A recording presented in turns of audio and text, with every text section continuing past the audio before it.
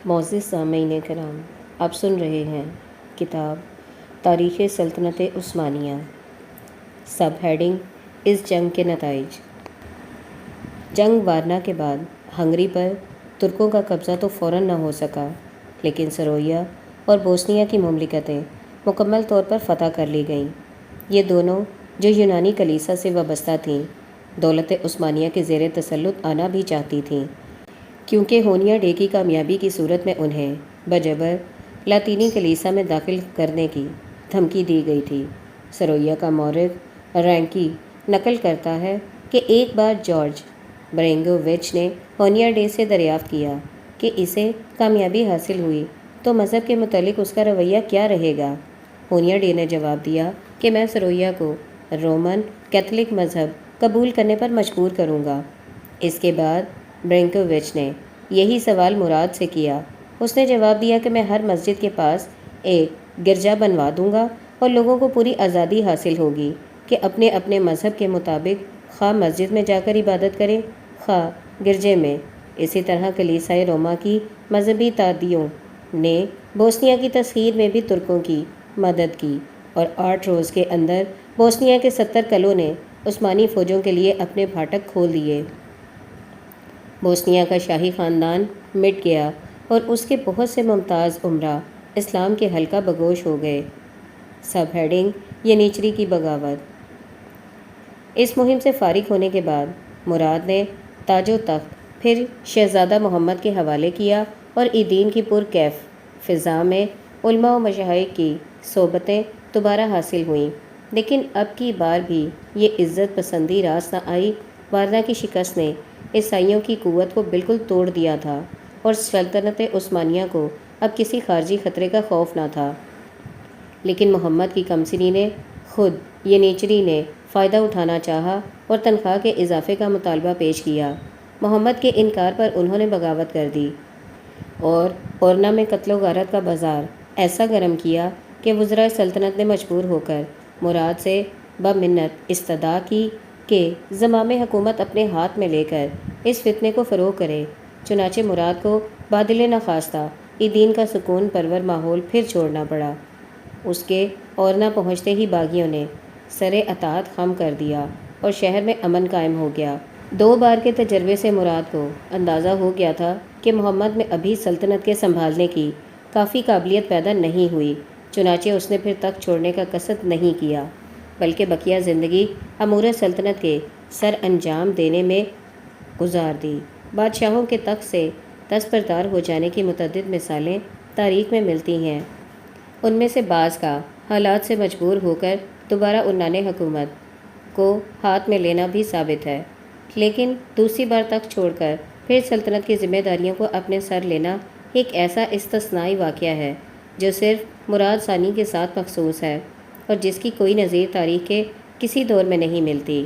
Given کے نزدیک مراد کی زندگی اور سیرت کا سب سے زیادہ مؤثر واقعہ یہی ہے کہ یہ فلسفی سلطان دنیاوی عظمت کی بے حقیقی سے آگاہ ہو کر 40 سال کی عمر میں دوبارہ تخت سے علیحدہ ہو گیا۔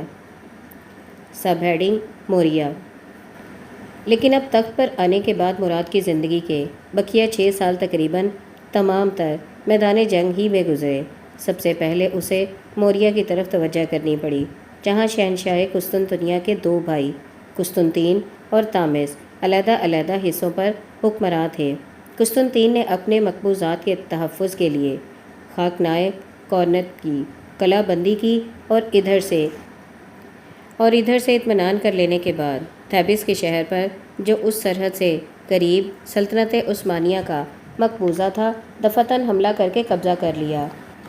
اس واقعے کی اطلاع پا کر مراد فوراً موریا کی طرف روانہ ہوا۔ کورنت کا مضبوط قلعہ اس کی راہ میں کس قدر حائل ہوا، مگر عثمانی توپوں کی گولہ باری کے سامنے وہ زیادہ دیر تک قائم نہ رہ سکا۔ عثمانی فوج میں توپوں کے استعمال کا یہ پہلا موقع تھا۔ کورنت کی فتح کے بعد موریا کا راستہ بالکل صاف ہو گیا اور قسطنطین اور تامس کے لیے اظہار اطاعت کے علاوہ کوئی چارہ نہ رہ گیا۔ انہوں نے خراج دینا منظور کیا اور موریا بھی دولت عثمانیہ کی باج گزار ریاستوں میں شامل کر لیا گیا۔ سب ہیڈنگ کسووا کی دوسری جنگ۔ وارنا کی شکست کے بعد ہونیا ڈے ترکوں سے انتقام لینے کی تیاریوں میں مصروف رہا۔ اس کے دامن شہرت پر وارنا کا داغ بہت ہی بدنما تھا، چنانچہ اس نے 4 سال کے اندر 80,000 کی ایک زبردست فوج پھر جمع کر لی اور دریائے ڈنوب کو عبور کر کے سرویا میں داخل ہوا۔ یہاں ہنگری، سرویا اور بوسنیا کی فوجیں متحد ہو کر مراد کے مقابلے کے لیے روانہ ہوئیں۔ سرویا اور بوسنیا نے جنگ وارنا کے بعد دولت عثمانیہ کی سیادت قبول کر لی، مگر ہونیا ڈے کی کوششوں سے یہ دونوں حکومتیں اپنے معاہدے سے منحرف ہو گئیں اور مکمل آزادی کی خواہش انہیں مراد کے بالمقابل میدان جنگ میں پھر کھینچ لائی۔ یہ قوت آزمائی کسووا کے اسی میدان میں ہوئی جہاں تقریباً 60 سال پیشتر مراد اول نے سرویا کی طاقتور سلطنت کو شکست دے کر اسے اپنا متی بنا لیا تھا۔ 3 روز کی شدید جنگ کے بعد 18 شعبان 852 ہجری بمطابق 17 اکتوبر 1448 عیسوی میں مراد نے ہونیا ڈے کی متحدہ افواج کو بری طرح شکست دی۔ کسووا کی اس دوسری عظیم الشان جنگ کا نتیجہ یہ ہوا کہ سرویا کی آزادی سلب کر لی گئی اور وہ چند سال بعد سلطنت عثمانیہ میں شامل کر لیا گیا۔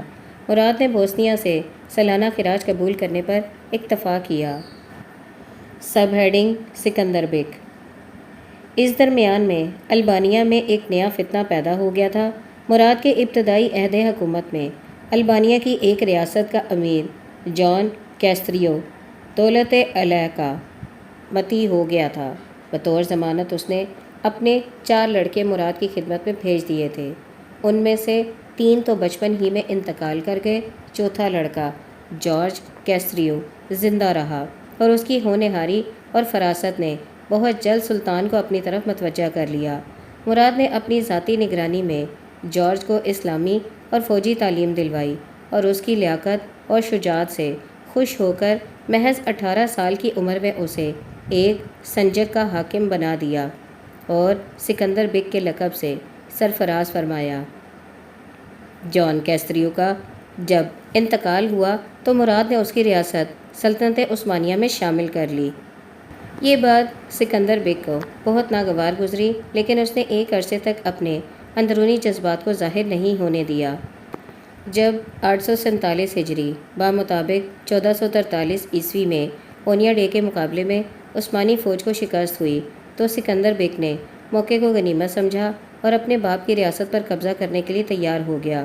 چنانچہ ایک روز وہ رئیس آفندی یعنی سلطان کے چیف سیکرٹری کے خیمے میں تھا دفتن داخل ہو گیا اور اس کے گلے پر خنجر رکھ کر البانیہ کے مضبوط شہر آگ حصار، جس کا قدیم نام کرویا تھا، کہ ترک افسر کے نام ایک حکم نامہ لکھوا لیا کہ شہر اور اس کے ملحق علاقے بحیثیت گورنر کے سکندر بیگ کو دے دیے جائیں۔ یہ تحریر حاصل کر لینے کے بعد اس نے رئیس آفندی کو فوراً قتل کر دیا اور اسی وقت البانیہ کی طرف روانہ ہو گیا۔ آگ حصار پہنچ کر اس فرمان کے ذریعے سے وہ شہر پر قابض ہو گیا۔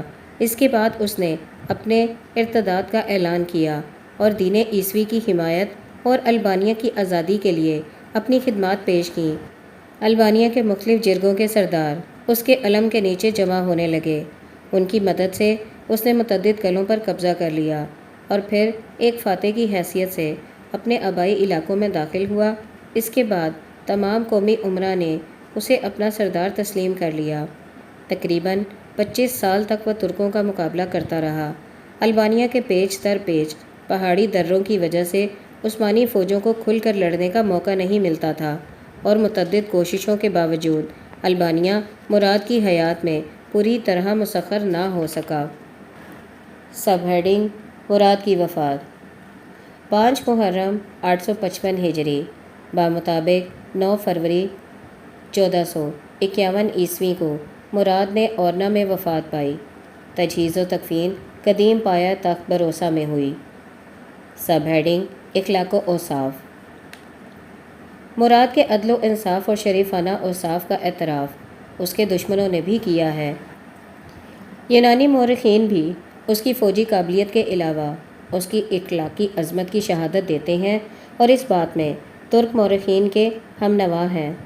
لارڈ ایورسلے، جس کے قلم سے آل عثمان کے محاسن کا اعتراف بہت شاذ ہوتا ہے۔ مراد کے عہد حکومت پر تبصرہ کرتے ہوئے لکھتا ہے، اس کی حکومت پر نظر ڈالنے سے یہ نہیں معلوم ہوتا کہ اس نے توسیع سلطنت کے مقصد سے لڑائیاں لڑیں۔ تقریباً ہر جنگ کے لیے وہ مجبور کیا گیا۔ 3 بار امیر کرمانیہ نے اس کے خلاف جنگ کا اعلان کیا۔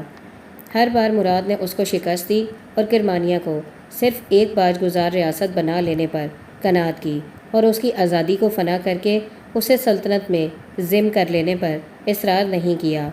یہ دکھایا جا چکا ہے کہ شہنشاہ قسطنطنیہ کا طرز عمل کس قدر غدارانہ تھا اور مراد اس کے مقبوضات کے دائرے کو تنگ سے تنگ کر دینے میں کس درجہ حق بجانب تھا۔ اسی طرح سلوینکا پر بھی مراد کا حملہ، جبکہ وہ شہر جمہوریہ وینس کے ہاتھ میں تھا، بالکل حق بجانب تھا، کیونکہ شہنشاہ قسطنطنیہ کو اسے فروخت کرنے اور یوں اور ایک غیر حکومت کو وہاں قدم جمانے کی جگہ دینے کا کوئی حق نہ تھا۔ شمالی سرحد پر جو لڑائیاں ہوئیں ان میں مراد کو اہل ہنگری اور ان کی حلیف مسیحی طاقتوں کے جارحانہ اقدام سے مجبور ہو کر میدان میں آنا پڑا۔ اتحادیوں نے تلوار سے فیصلہ چاہا اور فیصلہ ان کے خلاف ہوا۔ گیبن ایک ترک مورخ کا بیان نقل کرتا ہے، سلطان مراد نے 49 سال کی عمر پائی اور 30 سال 6 مہینے اور 8 روز حکومت کی۔ وہ ایک عادل اور شجاع فرما روا تھا، نہایت کشادہ دل، مستقل مزاج، عالم، رحم دل، پابند مذہب اور فیاض۔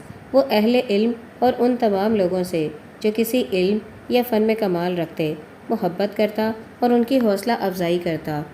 وہ ایک نیک شہنشاہ اور ایک جلیل القدر سپہ سالار تھا۔ کسی شخص نے مراد سے زیادہ اس سے بڑی فتوحات نہیں حاصل کی۔ اس کے عہد حکومت میں سپاہی ہمیشہ فتح یاب تھا اور شہری خوشحال تھا اور مامون، اور جب وہ کسی ملک کو فتح کرتا تو سب سے پہلے وہاں مسجدیں اور کارواں سرائیں، ہسپتال اور مدرسے تعمیر کراتا۔ ہر سال وہ 1000 طلائی سکے سادات کی نظر کرتا اور 2500 مکہ معظمہ، مدینہ منورہ اور بیت المقدس کے دیندار لوگوں کے لیے بھیجتا۔ اس کے بعد گیبن خود اپنی تحقیق لکھتا ہے، مراد کے عدل و انصاف اور بردباری کی تصدیق اس کے طرز عمل نیز خود عیسائیوں کی شہادت سے ہوتی ہے، جن کا خیال ہے کہ اس کے عہد کی خوشحالی اور اس کی پرسکون موت اس کے غیر معمولی اوصاف کا صلہ تھی۔ اپنی عمر اور فوجی قوت کے دور شباب میں بھی اس نے شاذ ہی کسی میدان جنگ میں قدم رکھا، جب تک پہلے دشمن کی طرف سے اس کو جنگ کے لیے کافی طور پر برانگیختہ نہ کیا گیا۔ دشمن کے مطیع ہو جانے کے بعد فاتح سلطان اپنے ہتھیار کو کھول کر رکھ دیتا تھا اور صلح ناموں کی پابندی میں اس کا عہد ناقابل شکست اور مستحکم تھا۔ حملے کی ابتدا عموماً اہل ہنگری کی طرف سے ہوا کرتی تھی۔ سکندر بیگ کے خلاف اس کو اشتعال خود سکندر بیگ کی بغاوت کی وجہ سے پیدا ہوا اور کرمانیہ کے غدار امیر کو سلطان نے دوبارہ زیر کیا اور دونوں مرتبہ معاف کر دیا، قبل اس کے کہ وہ موریہ پر چڑھائی کرے۔ تھیبس پر موریہ کا فرما روا اچانک حملہ کر چکا تھا۔ جہاں تک سلوینکا کی فتح کا تعلق ہے، بایزید کا پوتا اہل وینس کی تازہ خریداری کو زیر بحث لا سکتا تھا، اور قسطنطنیہ کے پہلے محاصرے کے بعد سلطان کو پھر کبھی کلیولاگس کی مصیبت وغیرہ